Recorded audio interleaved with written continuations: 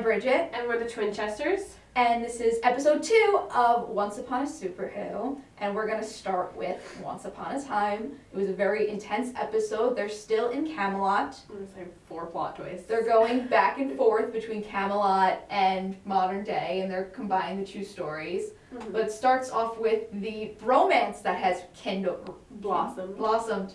That's what I was looking for. I was going to say rekindled. That's the wrong word.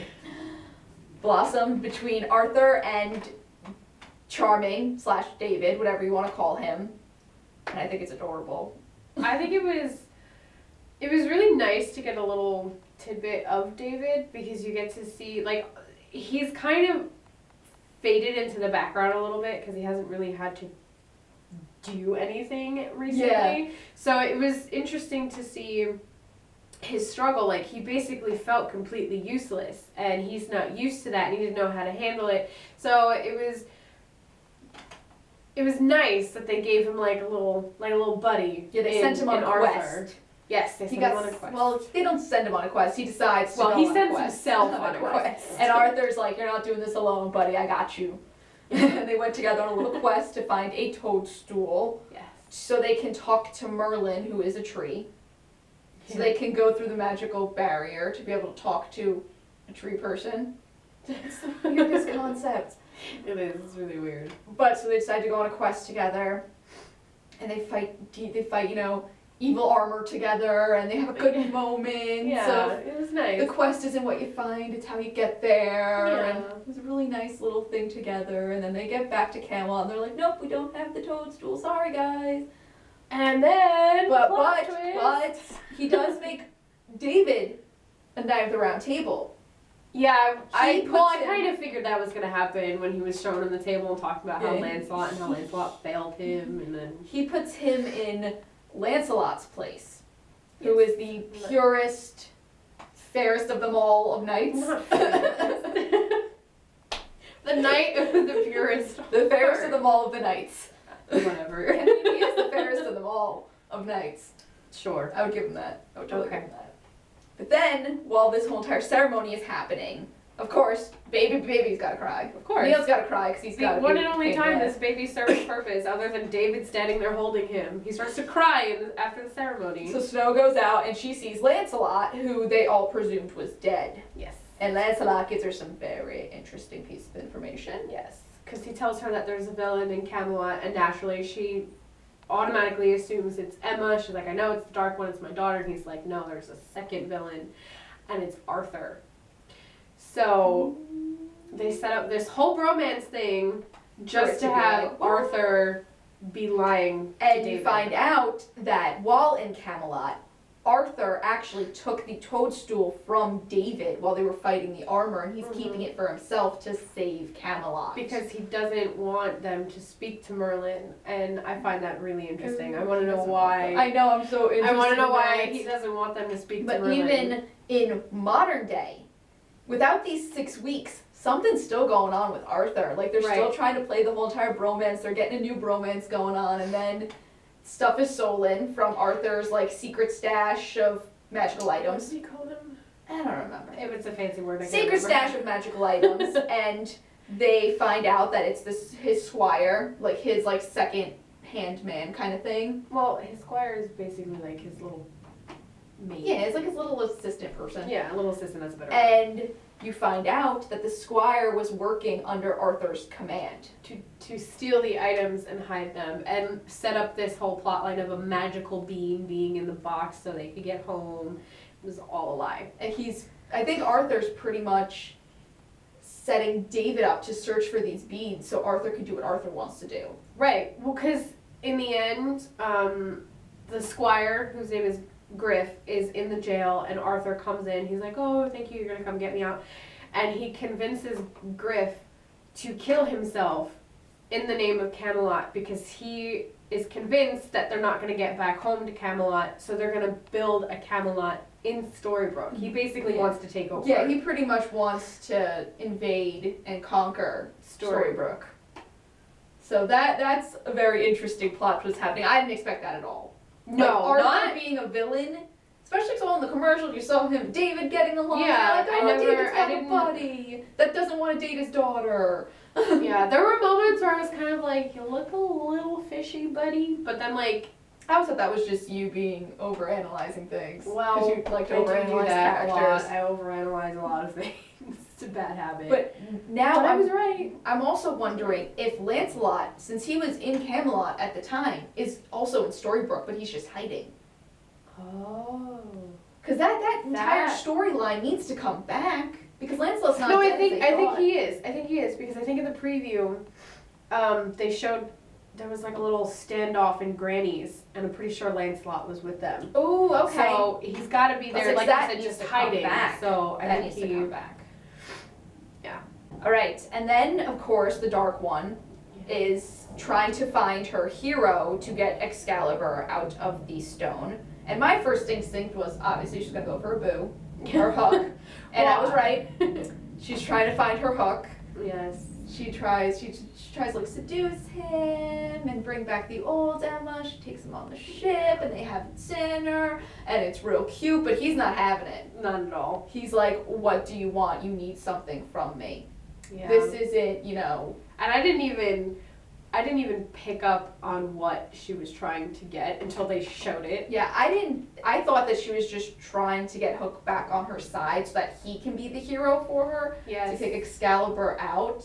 But she pretty much tricks him into getting something that Rumple touched before he was the Dark One. We gotta backtrack back a little bit because it's mentioned very briefly before this moment. And Belle is trying to bring Rumple back, you know, to life because she has that stupid flower thing that she's carrying around and it's dying, so he's dying. And she pretty much found this healing spell. It's a healing spell, and the thing. last thing that she needs is something that Rumple touched while he was still a man, like Yes, before while he he was became the Dark One.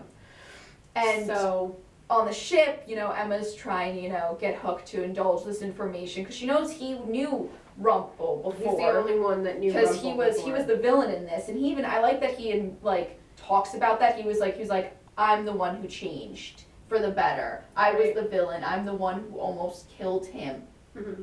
Just for the sake of a lady. All this guy wanted to do was put his life back together, and he wanted his wife back, and Yeah. I almost killed him over it. Yep. And in this scene, Hook decides he's gonna stop referring to Emma by her name, and he kind of like spat out Dark One at her, and I don't think Emma was expecting that. No. She's still holding on to his love. Yeah. She's still holding on to the fact that she can manipulate him through that. Yeah, right after he says Dark One, she's like, well, do you love me? Well, she's like, if you tell me you love me right now, I'll let you go. And he said, I loved, past tense, I loved you. Oh. And she lets him go. But you can kind of see on her face, she's like, A little bit, yeah. It's like, she's so, she's there's 90 heartbreak, but there's so much Dark One in her now that it's not overpowering. You see it in her eyes. She's kind of like, am I ever going to get him back after this? But at the same time, she got what she came there for. Right. She got the sword that Hook used to almost kill Rumple. Which takes us to the Rumple scenario. Yes. And like they're all hanging out at Granny's. Belle's like, I need to save him. Yep. And the flower starts rebuilding itself, which I thought was a really cool twist to the original story. Like the original Rose and the Beauty and the Beast, like the rose like regrowing itself once the person's healed. Because they never really talk about that because they don't show the rose after the original Beast dies and he just goes up in the air and stuff shoots out of his hand and true love and all that. But you find out that Emma has taken him. Mm-hmm. And she, another plot twist, is using his blank slate of a heart to turn him into the ultimate hero. Like the purest of heroes. So she can use that person to free Excalibur. She's basically going to turn him into her weapon. Yes, 100%. She's going to put him back into the world, make him seem like he's doing all this good stuff, but in reality, she's manipulating him. She's manipulating him. Yeah. So I'm very curious as to what next episode's going to bring, because we got 3 big plot points that need to be addressed. Yep. And there's still that underlying plot point of Zelina that nobody seems to be talking about, and the baby. That's not going to come up until she's like literally ready to pop out the kid. But something that bothers me about that, I'm glad you brought that up, because did they learn nothing from Maleficent to not take the child away from the crazy psycho mother? Like, did they learn nothing in this? Like this you whole said, world? like you said, it probably will not be relevant until she's ready to pop out this kid at the end of the season. But they're so just setting themselves up for between disaster. now and when that happens, Maleficent will probably come back in some way to like deter them against it and all that bit. Yeah. So hopefully, there's a lot of good storylines that have to come together, and There's there's a still lot going on. and there's still no talk of what happened that made Emma the Dark One. Like they're still leading up to that point. So you're very, very curious. Yeah, they're kind of like skirting around that. All right, guys. So next we will talk about Doctor Who. All right, so the Doctor Who episode was the second part to last week's episode, and it ends pretty much the Doctor, again, trying to save Clara by going back in time to see how this all started and what's going on with it. So they pop up in 1980s, and in the 1980s. And pretty much an abandoned town after the Cold War. Yeah. Okay, so when they land in the town, they discover the same space shuttle that was on Earth in the future, and they realize that it's a hearse, and out pops this little... Savaldi, something like that? They're the aliens that love to be invaded by other species. They were mentioned in a Matt Smith season, I think season 6. There's an episode when they're in the hotel and there's like that little mole-looking dude. Yeah, mole-looking dude. It's the same guy. Not same guy. It's the same type of alien. I just can't remember the name of it. He's pretty much brought the hearse to Earth to bury their past dictator. Right. And he goes by the Fisher King. And lo and behold, the Fisher King wakes up and kills the little mole guy and is running around a little abandoned town. And there's little tidbits where the Doctor calls Clara in the future and they're trying to figure things out. Because the episode ends with the Doctor as one of the ghosts. Yes. And Clara's pretty much like, when she calls him, she's like, well, there's a new ghost, and it's you, and you have to stop this. She said, if you love me at all, like if you love me in any way, you will prevent this from happening. Right. And I thought that was really cute, because they've never really, like, expressed their love for each other, like, by saying the word love. It's always in, like, their actions and their demeanors, but they've never vocalized it before. So while they're trying to figure that, the Doctor's like, okay, I gotta, change my fate somehow for the sake of Clara. Mm-hmm. So... Because it's the only way he'll do it, if it's the same. While they're running from the Fisher King, O'Donnell winds up dying. She winds up getting attacked by the Fisher King. And then you find out, like, all the little crew members were secretly in love with each other. It's kind of cute. Yeah. It's kind of cute. Yeah, but what was the guy that went with O'Donnell? What was his name? I don't remember. Well, the other guy is real pissed off the Doctor because he's like, of course, now that Clara's in danger, you're going to save her, but nobody else really matters. Right, he was basically like... Yeah, to backtrack that, the Doctor's ghost is saying something different than the rest of the ghosts. He's saying everybody's names in order. And the Doctor pretty much assumes it's like a death list, the order they die, and because Clara's the next one after O'Donnell, he's like, I can't let Clara die, I have to talk to the Fisher King. Right. And meanwhile, they discover that Cass's translator, whose name I'm, again, blanking on. What is it with names today? Anyway, he's the only one that hasn't read the coordinates. So the ghosts can't hurt him. So after the ghosts steal Clara's phone, she nominates him to go rescue it. And what I found interesting was what Cass asked her. It was, were you always this way, or did it happen after you meet the Doctor? And she's like, what are you talking about? And she was like, oh, willing to sacrifice other people's lives. I think that's with this Doctor. Matt Smith was always about saving everybody. This Doctor's more calculated. That's true. because of this doctor. She has to be like that now. She had to change the way she thought about things because of the way this doctor behaves and reacts to certain things. Yeah, that's true. Yeah, so while this is happening, the doctor winds up, he wants to go back to save Clara. So, but the TARDIS won't let him. The TARDIS is temperamental, and she's like, nope, you're only going back a half hour. Mm-hmm. So he's like, in that time, he goes to find the Fisher King, and he tries to figure out why the Fisher King's there, and pretty much the Fisher King's there just to enslave all the humans. Basically. Because he just wants to rule Earth. Because why not? And the Doctor has a very long, lengthy conversation with him, pretty much like, this world's protected by me, and the Fisher King knows who Time Lords are, and I thought that was interesting. Because not many aliens know the Time Lords.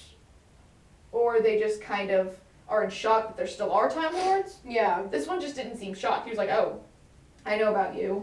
Mm-hmm. And so the Doctor winds up, while he's having this conversation with the Fisher King, he develops his own plan inside of his head. And he's like, back to that Doctor, he's like, nothing can stop me. I love when the Doctor's like that. Yeah. He goes to like his little place. Where like nothing can stop him and nobody has any clue what he's talking about. Yeah. His way of solving it is he basically makes it kind of like the Fisher King never happened, because he erases the coordinates from his mind, and therefore the Fisher King cannot harm him. And the Doctor winds up being the one that causes the flood and wipes out the Fisher King, but he goes into the hearse, like the funeral shuttle, inside the little chamber, and he's the one that winds up getting unearthed. Yeah. Instead of the Fisher King. Like, he just basically erases any memory of the Fisher King ever popping up there. Which is so weird. Right. Because, like, the Doctor was there the entire time, but the Doctor was also there trying to figure out what was going on. Which is the entire paradox. Pretty much what the Doctor does, he makes his ghost a hologram to the other ghosts, so he can lure them into a room later on after he pops back up in the box. Right, so that way they can no longer harm anybody and they can be removed and taken care of. And all this with the sonic sunglasses. I know. He uses the sonic sunglasses as a way to like make the holograms and move the ghosts, and pretty much he's the one who set up the electromagnetic thingy. So like the ghost would say the coordinates so that he would know to go back in time to the certain place. Right, so have basically his doctor say the names of the people because he knew if Clara was next. The past him would want to save Clara, but the future him already knew Clara wasn't in pain, but the future him was in a box for thousands of years, and it's just, yeah. It was just this is probably the most confusing ending the Doctor has ever given us. Right, it's because it's wibbly wobbly timey wimey. Yeah, I mean, pretty much. You know, time is not a linear thing in Doctor Who. Thank God they not. started off the episode with that little explanation about Beethoven. They lost me so bad at that. Like it took me a moment. If they didn't like talk about it, we would have been even more confused. We now have like it was really great that they started off with that monologue of him explaining like a paradox involving Beethoven, and so it was a really good transition and like starting point for what he explains at the end of the episode. And it was definitely a lot easier paradox to like comprehend than the one that actually happens, because pretty much like I love Beethoven. I went back in time to meet Beethoven. Beethoven wasn't a thing. I'm the one who made Beethoven because I loved Beethoven. It made a little bit more sense than the one that happened at the end. Mm-hmm. I guess they wanted to like, kind of ease us into the waters of this really complicated process. And I feel like now the Doctor and Clara have a very good, solid bond. Definitely. Like the past season happened, she's, like aligning herself with this new Doctor. She's solidified now in her faith in the Doctor. Yeah, and she's aligning herself with this new Doctor. Mm-hmm. Yeah. Alright, so now we're going to talk about Supernatural. Alright, so it's the second episode of Supernatural, and already stuff is going down. Lots of Stuff is going down. They're definitely getting the ball rolling. Yeah, it pretty much starts off Dean with the baby and Jenna. Right. He's sending her off to her grandmother's, and plot twist, baby's evil. we already knew that. But Jenna figures out, like, sees the baby, you know, like, using telekinesis there we go. for the blocks to tell her that she's hungry. So she calls Dean. Dean goes rushing back. Very dangerously. He just I know, it's flips like back pouring around. rain, and he's like, nope, I'm just gonna flip and go. Definitely not safe. We don't encourage dangerous driving. So when he gets back, he discovers the grandmother called an exorcist. who turns out to be Crowley, Crowley. dressed as a priest, which was very amusing because he's sitting there all proper, drinking his tea, and Dean is just Seeing an actual Brit. yeah. Dean is just ready to punch him in the face because he's like, come on, really? Yeah. So apparently Crowley has an in with the church. Yeah. And Of course he does. Crowley has an in with everybody. And they're having a little bicker outside. The romance is crumbling. They're having a bicker outside. Yes. And while the bicker is happening, Jenna goes in to see the baby. And something happens. And you hear, ah! And then they run back in. Yeah. So it turns out she slit her grandmother's throat. Jenna, not the Jenna baby. slit her grandmother's throat, and Baby's not that advanced yet. no, not yet. She'll get there though. Because apparently the baby feeds on souls. So she ate Jenna's soul, and in doing so, she's now a small child. She's no longer a baby. Every She's soul, I guess she eats, she grows a couple years. She grows. She went from being a 1-day-old baby to like an 8-year-old, and maybe a little bit younger. When they figure this out, Dean, like, of course, he won't kill children. That's the one thing Dean will never do, Is is kill kill children. children. So Crowley's like, I'll just do it, and Dean kind of sticks him to a wall, which really didn't do anything. It's very ineffective. And then he finds out the baby's gone, Crowley's gone, and Dean's like, well, what now? Yes. Pretty much. And then at the end, you see Crowley very creepily drive up next to the darkness. There's a little pedo van. The baby's name is Amara. Amara, So we'll call her Amara. He very creepily drives in a van next to Amara, and he gets out and he opens the door and he's like, "You want some candy, little girl?" And it's just a family there, and she starts smiling because you know she's totally gonna eat their souls. Oh, yeah. Of course, Supernatural just needs more creepy children. I know there has, you know. The last creepy child that I really remember is when Lilith was a kid for a while. She was that little blonde girl. Yes. Who wound up on the Disney Channel. Yes, she was. It's just like so opposite. So where'd you start? Oh, I was a demon eating people on Supernatural. You know, no big deal. Every 8-year-old starts off doing that in Hollywood. So while all this is happening with the creep child, Sam is on like a couple states over, I guess, trying to figure out how to cure himself. They stay in They're Nebraska. still in Nebraska? Yeah, That's they're just Oregon or like- something. No. So he's trying to find a cure for the curse that he's under because of the darkness, and he does this by kidnapping other people that are cursed and trying to find out as much information And as that he guy can. just really wanted pudding. I know. Like The the guy one guy that he kidnapped, finds. he was like, I just want your pudding. I Yeah, was like, that's it. So basically Sam has 0 luck, makes no progress whatsoever. and then a singing reaper shows up. Yeah, so while he's Googling stuff, he hears singing, and it turns out to be a reaper, and she's no joke. She Oh, pretty much yeah. tells him flat out, if you die or if your brother dies, that's it, you're not coming back. I love how she was like, oh yeah, Death thought that was so funny that you guys would always come back. And I was like, Death didn't want his boys to die. No. He was like, no, they're my boys. Yeah, they They had just- an in with everybody, and now that they killed Death, they get to stay dead. Yes. She pretty much tells them that they're not going to go to heaven, hell, purgatory, nothing. They're just going to go. They're going to She calls it the empty.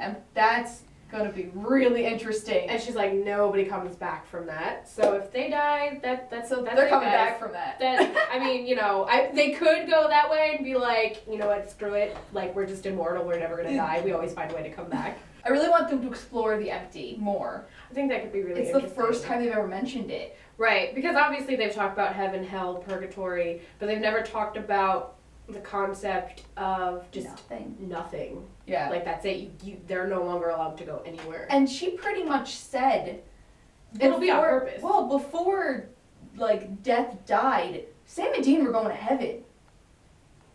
She's like, you're not going to heaven anymore. It's I never don't been addressed that they were officially going to heaven when they died. But I thought she was like, you don't get to go to heaven. There's no going to hell. You're just going to go to the empty. I don't I don't know if she even mentioned hell. She was like, you're not going to heaven. Well, I don't think they'd send them to hell. I'm just saying. Who knows? Oh, speaking of, okay, so after that little conversation, the Reaper tells Sam, she's like, you're dying. I can feel it or I can smell it. She says that he's sick in a biblical sense. So he goes to a church, like the little chapel in the hospital, and he prays, and he's like, can I have a sign? And of course he's sitting there waiting for a sign to immediately happen because Hollywood is just like, oh, you want a sign? Like, you're going to have it immediately. And also, every time the Winchesters ask for a sign from above, it pops up immediately. That's true. I mean, come on, can't Chuck help their friend out? He's calling to God right now. Like, Chuck, well, buddy. We don't know. We don't know yet if Chuck is actually God. We all believe it, but we don't know. So when a sign does not immediately pop up, Sam's like, you know what, whatever, I'm going to go. So he leaves the chapel, and then all of a sudden he gets slammed with, like, images of him, I don't know. Being tortured. And I don't know if that was flashbacks of him being in the cage. It looked like it. Because, like, there was, like, stuff pulling from, like, his eyes. Like how we saw Dean when he was in hell, like, the wiring and the barbed wire and everything, like, stuck in him, and of course, the scene was like flashes of red. Yeah. So I want to know more about that because we never got anything of Sam being in hell. It just except that really he came back with no soul. He really couldn't because the memories would destroy him. Yes. So his soul was damaged. So I want to know more about that. I hope they touch back into that more. But after that, the curse starts to escalate and it gets really bad and he's pretty much at the end and he's trying to hold on and he decides to Google, because Sam, he can't do anything without Googling it. He starts to Google biblical purification and he discovers like the two main ways are holy oil and fire. So he's like, I'm gonna combine them. Yeah, so, and that works. You know, he dips gauze in holy oil and he sets it on fire and he waves it, you know, near the black veinage, I don't even think that's the word. Black veins, which it like is their way of showing that the person is cursed. And it works. Yeah. And then he lures people into the hospital and he purifies them and they decide they're going to go save the rest of the town. Yeah, pretty much. So Sam's mission was accomplished.